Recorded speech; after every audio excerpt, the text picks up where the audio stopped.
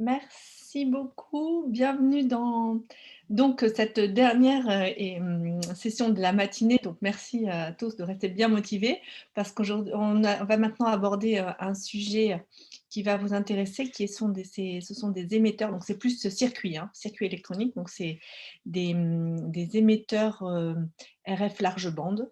Donc on va avoir deux présentations sur ce sujet-là. Voilà. Une plus concentrée sur un composant, donc c'est la première qui est le PA, l'amplificateur de puissance, et puis une un peu plus générale sur tout le système d'émetteurs à haute efficacité. Donc en fait, c'est toujours pareil, on fait de large bande, haute efficacité et haute linéarité. Donc c'est toujours le triptyque difficile à résoudre. Donc on va avoir quelques éléments de réflexion du coup à ce sujet. Voilà. Donc on va commencer. Donc, ah oui, je voulais quand même dire un petit mot d'introduction. Donc je présente cette session cette année avec Antoine Frappé. Donc normalement, nous sommes deux animatrices de cette thématique. Donc c'est Nathalie Deltimple et moi. Mais comme cette année, Nathalie, elle s'est concentrée sur le thème de l'année, hein, comme vous avez pu voir. Donc j'ai travaillé avec Antoine pour organiser cette session. Voilà. Donc on y va. Le premier speaker, c'est Ayssar donc Serhan. Serhan, ouais. Ayssar Serhan. Alors Ayssar, je crois qu'il va présenter en anglais, mais bon, puisqu'il parle très bien français, je vais quand même le présenter en français, puisqu'il est en France et il est ingénieur au CEA, l'ETI. Il est spécialiste des modules front-end RF et millimétrique. Il travaille donc surtout sur les architectures avancées de PA, hein, RF, et par exemple les PA Doherty Outphasing, pour tout ce qui est application Wi-Fi, LTE et 5G. Il va nous parler donc un petit peu de tous ces travaux-là. Donc je vais lui laisser tout de suite la parole pour à peu près 20 minutes de présentation. Voilà. À toi, Aïssa. Hello. Hello. Thank you, Patricia and Antoine, for inviting me for this talk. So I know the topic is a little far from like system on chip. However, a power amplifier in general are kind of system on chip and are more and more with millimeter wave applications are very similar to the system on chip. You used to know for the pure digital application.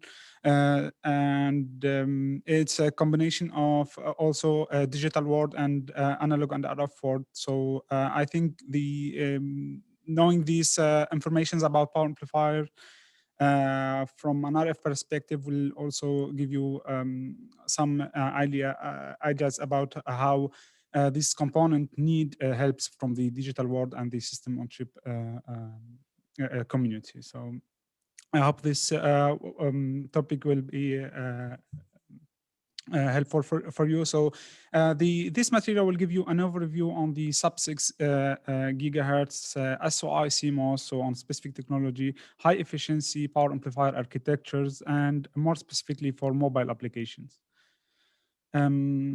So first, I will introduce the main challenges associated with integrated RFPA design, and then I will review and compare two high-efficiency PA architectures, the envelope tracking and the Doherty PA architecture. And then I will give you show you a design example that demonstrates how the use of SOI-CMOS technology is improving the PA performances. And then I will conclude with some perspective on this work. So the design space of high-performance power amplifiers is multidimensional and implies several trade-offs between the various PA metrics, as shown on the left side of this slide. And while the main PA metrics are operating frequency, output power level, efficiency, and linearity, other parameters such as gain, bandwidth, or noise lifetime, and size and cost need to be considered for the design. And also the choice of the technology. So currently, high-end PA products, so power amplifier products, use gallium arsenide devices with high transition frequency FT and high breakdown voltage. And as an alternative, SOI-CMOS platforms offers a higher integration density, and it allows the integration of high voltage LDMOS devices, for example, and low loss switches, which makes the system more reconfigurable. And so the design reconfigurability itself is important to allow the PA, the power amplifier, to dynamically adjust its behavior depending on the different trade-off and different operating modes and conditions. So let's review now some of the challenges associated with the PA design, so from system point of view. And on this graph, you can see the fractional bandwidth versus operating frequency of the main cellular Wi-Fi and Wi-Fi frequency bands. And here we can see also the number of power amplifiers required for each band indicated on each frequency. And we notice that we have a larger fractional bandwidth. So with the new generation, so we have 15 to 25% of fractional bandwidth, which makes the linearity and efficiency very challenging, especially when it should be maintained over the whole band. So this challenge makes the reconfigurability again very important for power amplifiers, and the multi-mode, multi-band power amplifiers become a mandatory choice to enable compact and high efficiency, high performance power amplifiers. Now, another challenge is the output power requirement, and here very specifically the TDD bands, which are time division duplex bands, requires more output power. And the reason why it requires more output power is the change in the duty cycle. So when the duty cycle decreases, the channel capacity of the user equipment drops, and to recover the channel capacity, the transmitted power is doubled, as you can see on this red curve. And by doubling the output power, you can also increase the not only the channel capacity, but the cell coverage, which is very good for the network operators, because you will have more users in the same geographic area. However, when we increase the output power required by the PA requires to run on a higher supply voltage, and this makes the reliability a real concern. So what I mean by reliability is the mean time to failure, for example, of the devices running in this power amplifier. And an example of mean time to failure is the time-dependent TDDB induced mean time to failure. And as you can see on these equations, this depends on the voltage swing across the device, but also on the power dissipation and the overall temperature of the system. And you can see that higher voltage swing reduces the lifetime of the product. And in addition, the reliability challenge is associated with the power amplifier efficiency, since the MTTF equation depends on the power dissipation of the device. And as you can see on the graph on the right side, the mean time to failure value versus the PA efficiency here, you can see that for a given technology and thermal resistance, which means thermal resistance means a package, for example, so the best way to improve the mean time to failure is by maximizing the energetic efficiency of the PA. The latest couple of challenges are linearity and efficiency. So an RF system, efficiency is constrained by the amplified signal characteristic and the associated linearity specifications. And as you can see on the left figure, we can see that with every new generation, the power amplifier has to deal with wider modulated signal bandwidth, more complex modulations, that have a higher peak to average power ratio, and also more severe linearity requirements. And notably, the increase in peak to average power ratio degrades the overall efficiency of the power amplifier. But also the increase in modulation order, moving to 256 QAM, requires more backoff from the PA in order to achieve the required EVM. Now, to understand what I do mean by power backoff, here you can consider the efficiency profile of a Class B power amplifier and the probability distribution profiles of different standard signal versus the backoff power transmitted by the power amplifier. And just keep in mind that to satisfy the linearity requirement, the average power should be backed off or reduced from the saturated power to avoid the signal distortion or running the PA into hard compression. So as you can see in the table on the right side, the back-off efficiency is degraded by almost 10 points with every new generation. And to avoid this, special power amplifier architectures with high back-off efficiency need to be considered for the 4G and 5G systems. And so the first approach to improve the back-off efficiency is to use what we call supply modulation architectures, such as envelope tracking. So for envelope tracking power amplifier, the supply voltage is dynamically tracks the amplitude variation of the input signal envelope. As illustrated on these two figures, for low power levels, the supply voltage is reduced, while for high power levels, the supply voltage is increased. So by maintaining a full swing across the around VDD, so the supply voltage, the efficiency of the PA remains high over a wide back-off range. And maybe I should mention at this stage, the efficiency profile I'm showing here does not include the envelope tracking efficiency. So because of the power consumption of the envelope tracking itself. Now, the second approach to improve the back-off efficiency is what we call load modulation architectures, such as Doherty or outphasing. Here in this presentation, I'll be focusing on Doherty, but similar analysis is valid for outphasing architectures. In a Doherty PA, the back-off efficiency is maintained by actively modulating the impedance.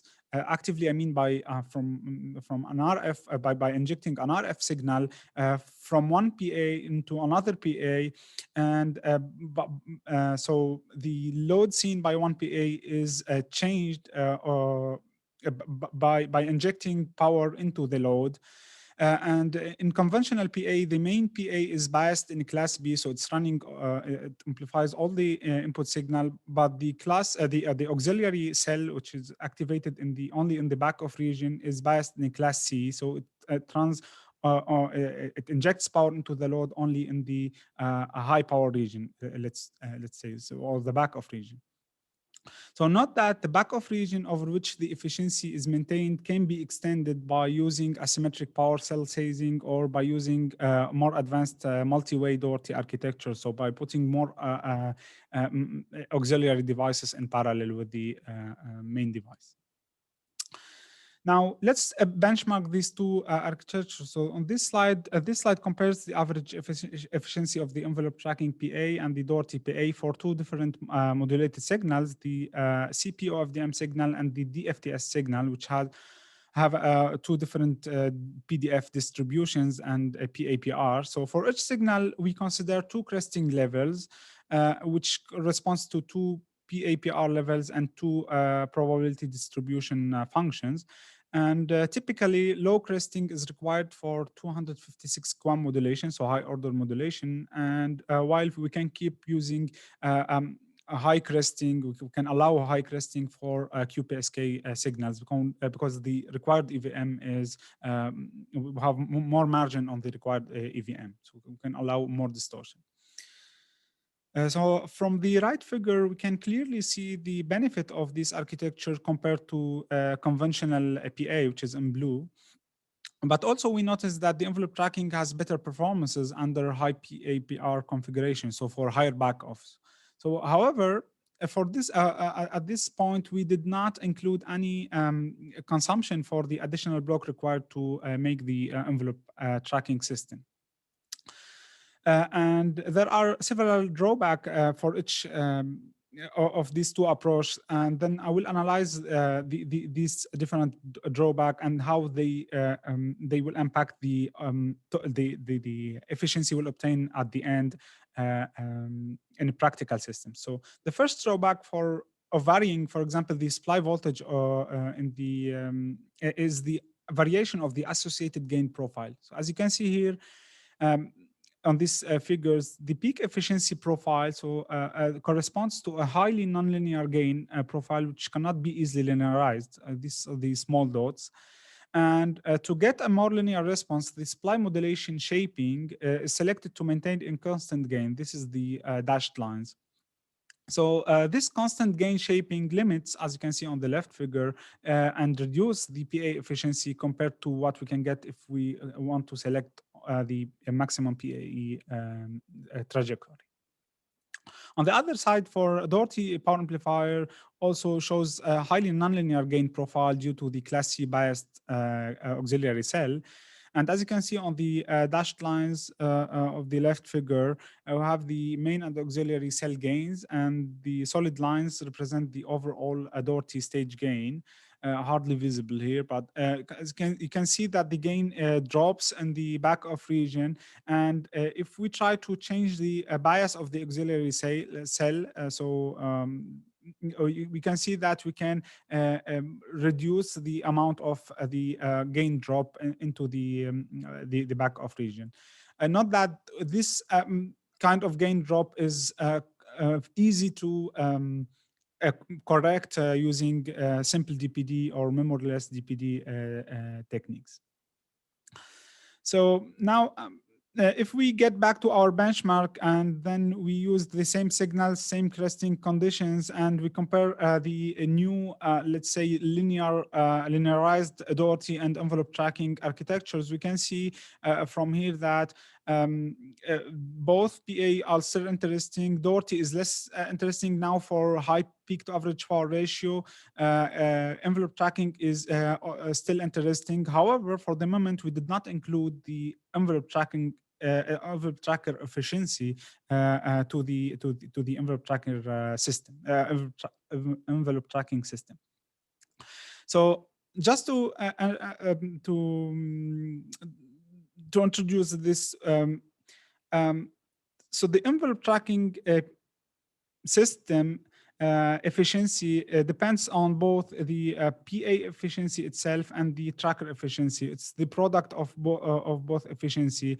And since the efficiency of the tracker is not 100%, the overall efficiency will be reduced in practice. And in practical envelope tracker with for 5G, for example, when the bandwidth is 100 megahertz or higher, the modulator efficiency is something around 80 to 85%, which is one of the big challenges of the envelope tracking system. So now, by considering, for example, here we can come back again to the benchmark. And now to illustrate the impact of the non-ideal supply modulator efficiency, we consider a practical tracker efficiency profile we extracted from the state of the art, and we calculate the overall efficiency of the envelope tracking PA, including the supply modulator. So this is the green line in the left graph. So we notice that when considering a practical tracker efficiency profile, the overall efficiency of the envelope tracking PA drops, and the average efficiency of the linear power Doherty becomes relatively more interesting. So note that for Doherty PA, for example, the implementation is much less complex because there is less interaction between the baseband, between the envelope tracker and so the tracker system and the PA. And so Doherty represent a more straightforward solution for high efficiency power amplifiers. However, despite its good potential for high efficiency and linearity, Doherty is known to be narrowband, and the main reason of this limitation is the frequency-dependent response of the output combiner used in the Doherty PA, which plays an important role in the load modulation phenomenon. And then when we change the frequency, as you can see on these figures, the efficiency is degraded over the back-off region. And there are several techniques to reduce the sensitivity of Doherty to the change in operating frequency. But one straightforward approach consists of compensating the output combiner variation, phase variation, by controlling the amplitude and phase difference between the input drive signals. And this can be done by using reconfigurable matching network interstage matching of the PA. Now, to demonstrate this concept, we have developed a reconfigurable Doherty power amplifier addressing a wide frequency band from 1.9 to 2.7 gigahertz. And the PA use reconfigurable interstage matching networks with multiple tunable capacitors, so digitally tunable capacitors, to control the amplitude and phase of the main and auxiliary power cells. And also we can control the load impedance of the driver stage. So the IC is fabricated on a 130 nanometer RF SOI process from ST Microelectronics, and it includes all the control interface and the bias circuits on chip. And then the silicon die is assembled using flip chip technology on a laminate package, which includes several high quality on package inductors and SMD components used for impedance matching and supply decoupling. So here are some measurements of the fabricated PA, and you can see as in CW measurement performed at 2.3 gigahertz, which is our nominal frequency for this design. So on the left figure, we have the power gain, PAE versus output power measured for different supply voltages.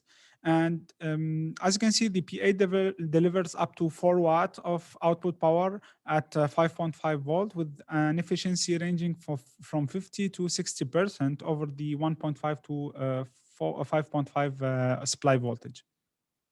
And on the right side, we have the gain, PAE, and relative harmonic levels versus output power measured for different temperatures. And we can see the excellent flat gain profile and low harmonic levels achieved by the PA. Now we measured the PA using modulated signals, LTE signals, and on this slide you can see the power gain, power add efficiency, and ACLR versus output power measured for different LTE signals at 3.4 volt. And I summarized the linear output power and the associated PAE extracted for a given linearity of minus 35 dBc in the table on the right side. And you can see that the PA is higher than 40% for 20 megahertz 64 QAM signal with almost 27 dBm of linear output power. And while we can reach 50% of PAE with more than 29.9 dBm for 10 megahertz 12 RB signal. RB is a resource block. Okay, so for low resource block we can achieve 50% of efficiency. For full resource block, the efficiency can be as high as 40%. So it's very important to note all these measurements are measured without pre-distortion. So when we add the pre-distortion, we get much better results, and we can maybe get better efficiency because we can trade off the efficiency, the linearity, the initial linearity of the system. Here are the EVM and the AM profiles measured for 10 megahertz signals at 2.3 gigahertz. And you can see that the amplitude, the AM/PM are very flat, and the associated EVM is something around 1%, which is very good. Now, to illustrate the benefit of the interstage matching reconfigurability, here I plotted the PAE, power gain, and ACLR extracted for a given power and for two different frequencies. So at the x-axis, we changed the state or the value of the series capacitor in the auxiliary path. And for simplicity, all other capacitors are kept on their nominal states. So we can clearly see on these two graphs that the optimum capacitor state is different depending on the operating frequency. So in other words, if we keep the same capacitor states or the same capacitor's value, when moving from one frequency to another, this will lead to degrade the linearity and most probably the efficiency if we want to keep the same linearity for the PA. So now to demonstrate the effectiveness of this reconfigurability on the bandwidth of the operating bandwidth of the PA is first measured on 1.2 from 1.9 gigahertz to 2.7 gigahertz without adjusting the tunable capacitor state. So we use the same settings we use at 2.3 gigahertz, and we only adjust the bias voltages when changing the operating frequency. And these are the dotted lines. As you can see on these two figures, on the gain PAE and the ECLR extracted for a given power and for two modulated signals, we can see that the linearity is degraded when we move from the nominal frequency. And we measure again the PA, but this time we change the frequency, but also we adjust the capacitor states and the bias voltages. And as you can see on the solid lines, the linearity is highly improved over the whole bandwidth while keeping the same efficiency for the PA. So this proves how much the tunability helps getting more from these kind of high efficiency architectures, as you can see on these two figures. Now, again, to demonstrate the capability of delivering high power, we measured the PA using 5G signals and as you can see at 5 volt, and as you can see here, we are getting a very good efficiency and linearities, more than 42% of efficiency at 31 dBm with a linearity of -35 dBc. Which is very competitive compared to the state of the art. And we also measured the power amplifier using 5G 100 megahertz of continuous signal with 8 dB of peak to average power ratio.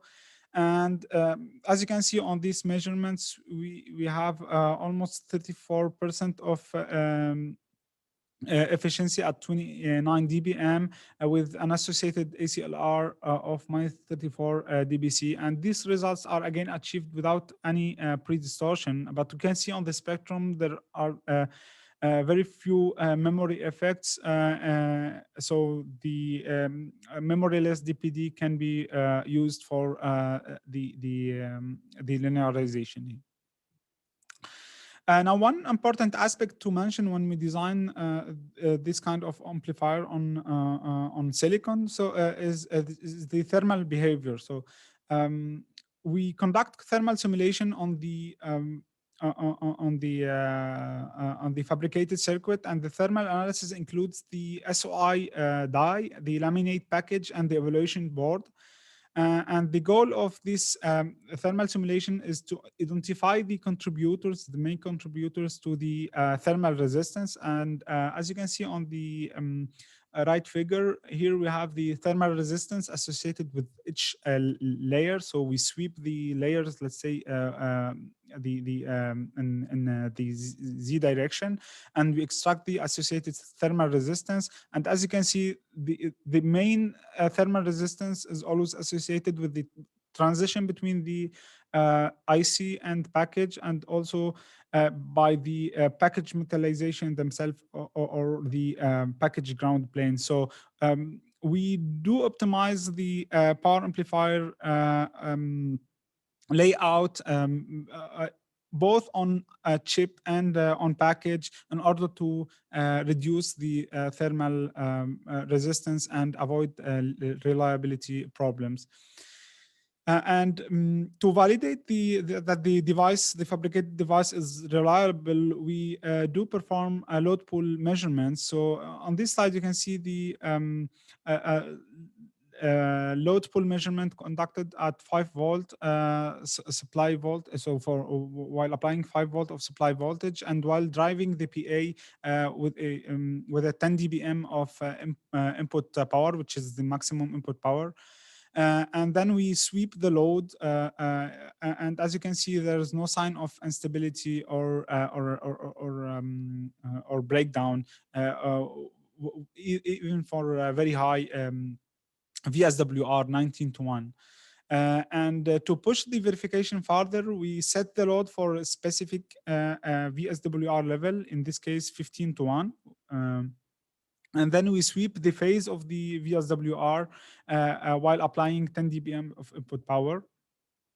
And we maintain the load, the circuit at the same load for 10 minutes, and we see if there is any degradation or derivation from the nominal or the first performances. And as you can see here, the performances are very stable, which proves the reliability of the fabricated circuit. We repeated the same process on several samples, and we didn't observe any damage or degradation on the performances. Now, this slide compares the presented PA to recently published integrated LTE PAs operating in the same frequency band. The average PA is plotted versus linear output power, and the bubble size color indicates the operating frequency and the integration technology. And we have additional details about the architecture, the use of the PD, and the modulated signal bandwidth. And as you can see on the proposed PA is located on the upper right side of the graph, meaning that it has the best PAE P-out couple while having good linearity without employing pre-distortion or supply modulation. So I will skip these slides and move to the conclusion and perspective. So over the last few years, we have developed multiple PA modules that demonstrated the potential of SOI-CMOS technologies for multi-mode, multi-band PA, as well as for reconfigurable broadband Doherty PAs. And this year we have a nice paper on reconfigurable Wi-Fi PA integrated using SOI-CMOS on fan-out wafer level packaging with very high output powers for this kind of packaging.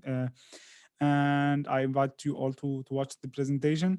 So also we'll be publishing new results on dual band, dual output reconfigurable Doherty PA, and another work on the Doherty PA with integrated supply modulator. So now for the perspective, the future development will focus on the more monolithic front-end module integration, integrating the power amplifier, the LNA, and with the more pre-distortion blocks on the same on the TRX chip. And we will be focusing on the TDD frequencies, both for 5G and for Wi-Fi 6 and 6E. So thank you for your attention, and I will be glad to answer your question if any.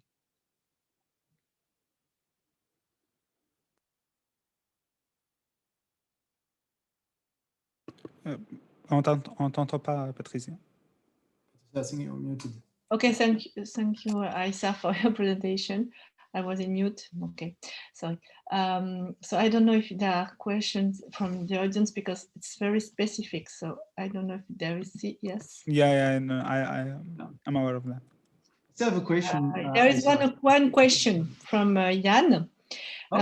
Which device technology for PAs do you foresee for 6G in the coming years? What are the main difficulties? So, actually, not the kind of people that speculate on 6G or something. I see 6G as the concretization of the millimeter wave frequencies, maybe more demonstration on millimeter wave frequency and more emergence of these frequencies.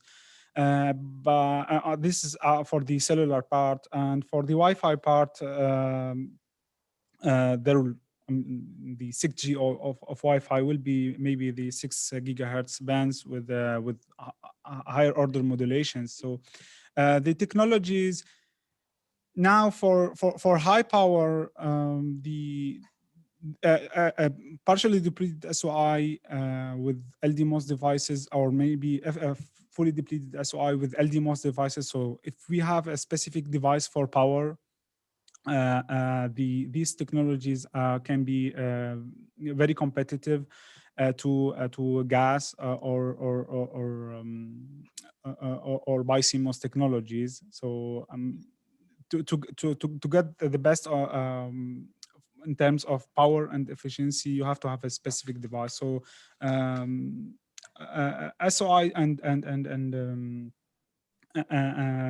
FD-SOI and PD-SOI have their place in there, but also by CMOS technologies may have a very important role, especially for the higher frequency, which more infrastructure frequency for the for the D-band applications, maybe. So. Okay, so from Jan, so will it be a completely disruptive technology, bipolar, HEMT, etc.? What could be reused from previous work, 5G work? Yeah, actually, there is. If you look now, there are.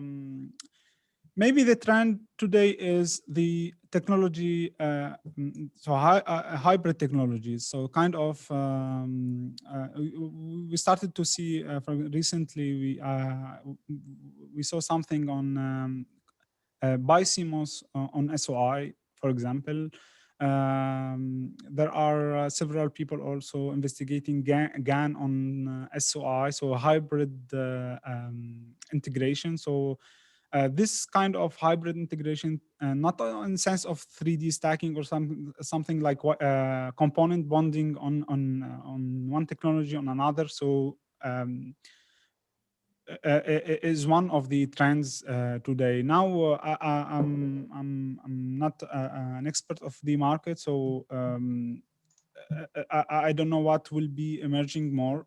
But from research point of view, technology hybrid, so hybrid technologies combining two different technologies. One is very, very performant for digital, and another one with high performance for RF is the current trend today. If you look at the recent publications and press release. Yeah. Okay, thank you very much. Thank you. Anne. Yes, very interesting answers and very interesting talk.